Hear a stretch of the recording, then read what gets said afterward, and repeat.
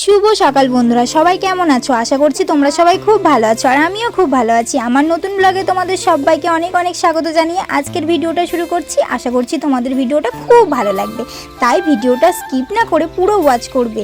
ঘুম থেকে উঠে প্রথমে বাসি ঘরটা ঝাঁট দিয়েছি, তারপরে দুয়ারটা যেই ঝাঁট দিতে যাবো বাবুসোনা বায়না করে আজকে আমি ঝাঁট দেবো, তাই ওকে ঝাঁটাটা দিয়ে আমি উঠোনটা ঝাঁট দিয়ে নিচ্ছি। আর প্রতিদিন সকালে ও এইভাবেই আমার সাথে হাতে হাতে কাজ করে দেয়। আমার যখন খুব শরীর খারাপ হয়েছিল তখন তো আমি কোনো কাজ করতে পারতাম না, তখন আমার বড়বাবু আর পুচকুসোনা দুজনে মিলেই সমস্ত কাজ করতো। আর সেই অভ্যাসটাই পুচকুসোনার এখনও রয়ে গেছে, সকালবেলায় উঠে আমার সাথে কাজ করে। কিন্তু সকালবেলায় আমি ওকে কাজ করতে দিই না, বলি যে তুই পড়তে বস। আর ও তো কোনো কথা শোনারই মতো নয়, শুধু বলবে না মা আমাকে দাও, আমি নাহলে কান্না করবে, বায়না করবে। এখন বর্ষাকাল, এমনিতেই ঘর দুয়ার সব স্যাঁত স্যাঁত করছে, আর প্রতিদিন যদি নিকোই তাহলে তো একদম ভিজে ড্যাব ড্যাব করবে, কিছুতেই শুকোতে চাইবে না, তাই চৌকাটটা নিকেই আমি ছেড়ে দেবো। জানো তো বন্ধুরা, আমি ভগবানের কাছে একটা মেয়ে চেয়েছিলাম, কিন্তু মেয়ের বদলে আমার দুটোই ছেলে হয়েছে। খুব মনটা খারাপ হয়েছিল প্রথমে, কিন্তু এখন ভাবি ভগবান যা করে ভালোর জন্যই করে। আবার কি জানো তো, আমাদের মেয়ে নেই, আমরা মেয়ে মেয়ে করে পাগল হয়ে যাচ্ছি, আর যাদের আছে তারা আবার যত্ন নিতে পারে না। যেমন হচ্ছে আমার মা, আমি ভালোবেসে বিয়ে করেছি বলে আমাকে এখনো পর্যন্ত মেনে নিল না। সত্যিই কি আমি অনেক বড় ভুল করে ফেলেছি? সেটা তো আমি আজও বুঝতে পারি না। আমি তো ওদের সাথে অনেক সম্পর্ক রাখার চেষ্টা করেছি, কিন্তু তার কাছে তার ছেলেই সব। সে বলেছে আমি যেন তার সাথে কোনো সম্পর্ক আর না রাখি।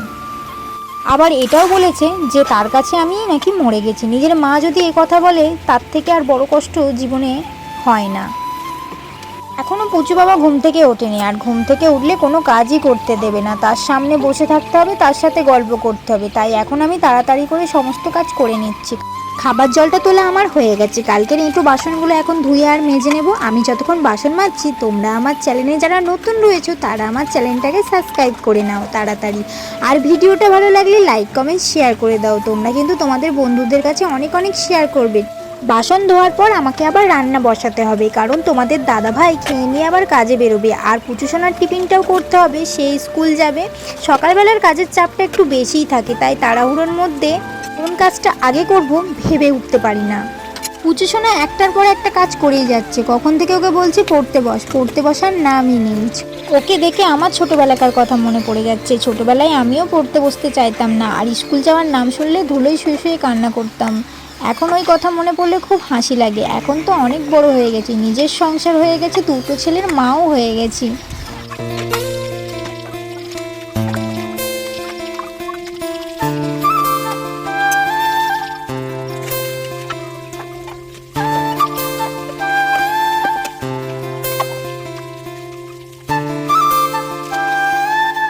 শুভ সকাল বন্ধুরা, সবাই কেমন আছো? আশা করি তোমরা সবাই খুব ভালো আছো, আর আমরাও খুব ভালো আছি। আমাদের নতুন ব্লগে তোমাদের সবাইকে অনেক অনেক স্বাগত জানিয়ে আজকের ভিডিওটা শুরু করছি। আর এখন বাসি কাজকর্ম সমস্ত কিছু হয়ে গেছে, আর আমি ওকে পড়তে বসিয়েছি। গরু কোথাকা পড়াশোনা বাদ দিয়েও আমার সাথে এখন ইন্ট্রো দিচ্ছে। এই যে এখন হোমওয়ার্ক করছিল, সামনেই পরীক্ষা রয়েছে। চলো তুমি লিখতে শুরু করে দাও বাবি। এই যে 1 2 6 কি সব লিখেছে, হোমওয়ার্ক করেছে। তুমি দেখাও, তাহলে আমি লিখছি। আচ্ছা,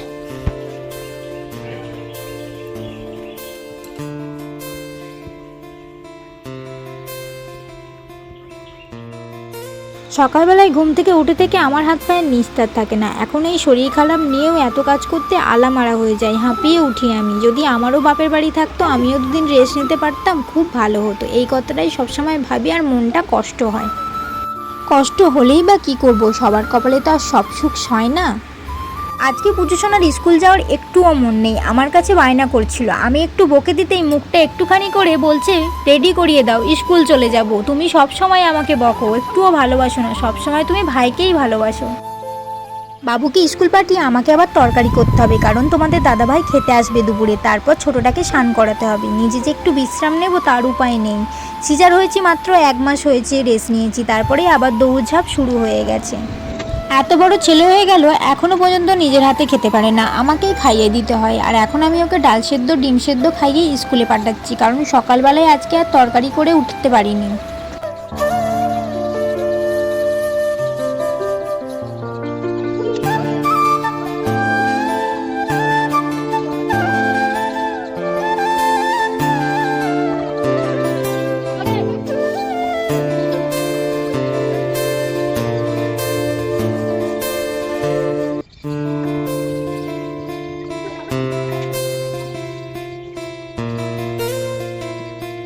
বৃষ্টি আরম্ভ হয়ে গেছে, আবার মেঘও ডাকছে, আর ঘর পুরো ফাঁকা, কেউ নেই। আমি আর পুচু সোনা ছাড়া কেউ ঘরে নেই। আর ঘরে কারেন্ট চলে গেছে, ঘরটা পুরো অন্ধকার হয়ে গেছে। এখানে যে রান্না করব তার জন্য কারেন্ট নেই, দেখতে পাচ্ছি না। ডালটা সেদ্ধ করে রেখে দিয়েছি আর ভাত হয়েছে। আর এমনিতেই বাপি মারা যাওয়ার পর ঘরটা একদম ফাঁকা ফাঁকা হয়ে গেছে, একা একা একদম ভালো লাগছে না, মনে হচ্ছে খালি মনে পড়ে যায়। এমনি ভয় বলতে কিছু লাগে না, সত্যি কথা বলতে কি, নিজেরই মানুষ, আর মানুষ একবার চলে গেলে কোনোদিন ফিরে আসে না। ভয় বলতে কিছু হয় না, শুধু জাস্ট মনে পড়ে যে ছিল মানুষটা, এখানটায় বসে থাকতো, কাজ করতো, কথাবার্তা বলতো, এগুলোই মনে পড়ে যায়। আর এখন পুরো ফাঁকা।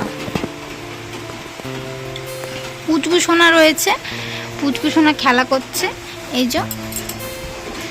আর বাইরে বৃষ্টি পড়ছে, বাইরে বসে আছি, কারণ ঠান্ডা লেগে যাবে জানি পুচু সোনার, কিন্তু ঘরের কারেন্ট চলে গেছে, তো কি করব, তার জন্য এখন দুজনে মিলে আলোতে বসে আছি। আর ও অন্ধকারে থাকতে চায় না। বাবা তুমি কি করছো? বাবা তুমি কি করছো সোনা? কি হলো, জল পড়ছে? বৃষ্টি হচ্ছে, মাঝে মাঝে মেঘও ডাকছে, আর মেঘ ডাকলে তো আমার প্রচুর ভয় করে একা একা থাকতে, সত্যি কথা বলতে। বাবু স্কুল চলে গেছে, নাহলে যদি জানতাম যে জল পড়ছে তাহলে ওকে বাটাতাম না। দাদাভাই কাজে চলে গেছে, মাও কাজে চলে গেছে। আমার এই একটা ছাগল আছে, ও খালি এইখানেই রয়েছে। আর দুয়ারটা এখনো গুছোনো হয়নি, কারণ পুজো সোনা জেগে আছে, তো তাই এখনো কিছু করিনি। ওর কাছে বসে বসে গল্প করছি, আর ও এক মনে সুখে হাত খাচ্ছে, ক্যাও ক্যাও করে কাঁদছে। ও বাবা! আর আমাদের সামনেই না ওইখানে একটা পুকুর আছে, ওই সাইডটাতে, তার জন্য প্রচুর মানে মশা হচ্ছে। আর পুচু সোনাকে দেখো কামড়েছে, এগুলো দেখো লাল হয়ে গেছে, এখানে লাল হয়ে গেছে। বর্ষাকাল, জল হচ্ছে, আবার পুকুরের সামনেই পুকুরটা তো মানে গ্রামের মাঝখানে, তার জন্য প্রচুর আবর্জনা ফেলে, আর ওই আবর্জনা আবার জল জমছে, তার জন্য প্রচুর মশাগুলো তো জ্বলিয়ে দিচ্ছে। আর পুচু সোনাকেই কামড়েছে, পুচু সোনাকে কামড়েছে, আমাদেরকেও কামড়েছে। তুমি কি করছো বাবা? তোমার জামা উঠে যাচ্ছে কেন? এই মেঘ ডাকছে তো। আর দাদাভাই বই পড়তে পড়তে রেখে দিয়ে চলে গেছে, আর এখানটা জল পড়ে তো। কদিন ধরে বৃষ্টি হতে দেখেছো, দেয়ালটা ভিজে গেছে, এখানে জল পড়ে, এখানে একটু ফুটো আছে, তার জন্য জল পড়ে। গরিবের ঘর, টালির ঘর, আবার জল তো পড়বে, কিছু করার নেই। রান্না করবো একটু পরে, রান্নাটা করবো, কারেন্টটা এলে ভালো। কি হচ্ছে বলো কিছু? সারাদিন পুজো সোনা আর আমি, ও দেখো কেমন কথা বলছি, মিথ্যি মিথ্যি। পাপান একটু হেসে দাও তো।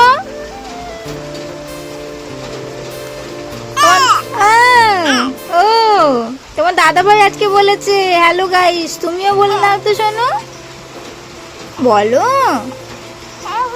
ও হ্যাঁ গো বলছে। বাইরে আরো জলটা বাড়ছে, মানে বৃষ্টিটা বাড়ছে, আর মেঘটাও ডাকছে। আমরা ঘরে চলে যাবো, নাহলে ঠান্ডা হাওয়া আসছে তো। টুটু স্কুল থেকে চলে এসছে, এইমাত্র গাড়ি থেকে নামলো, আর এখন হেঁটে হেঁটে বাড়ি বাড়ি যাচ্ছে। ঠিক তাকাবি তো বাপি।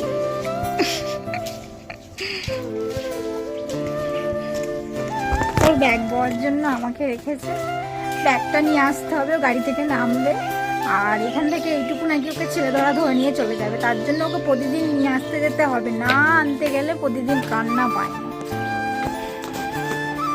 বৃষ্টি হয়েছে প্রচুর, আর গাড়িটা ফাঁকা কেন বাবা? স্কুলে কি করছিলে?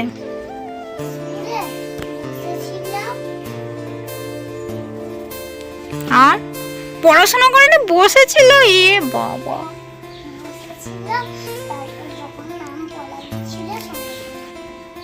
সঙ্গে সঙ্গে করে ফেলেছে।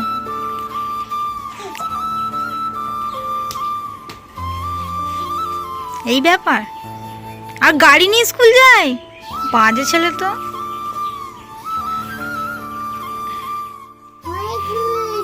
দেখো দু ভাই দুজনে কি সুন্দর খেলা করছে। ওই ওকে কি করছিস তুই? ভালো লাগছে, ভালো লাগছে।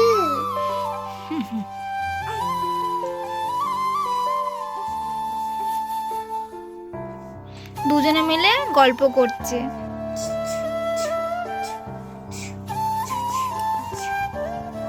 আহা, ভাইকে কাঁদিও না জানো। হ্যাঁ, আমি এইমাত্র স্নান করলাম, ভাত খেলাম, কারণ বাবু ঘুমোয়নি দুপুরবেলায়, আর ও প্রচুর কান্নাকাটি করছিল, ওকে নিয়ে ঘুরতে হচ্ছিল, আবার মেকআপ ছিল বলে খাচ্ছিল না,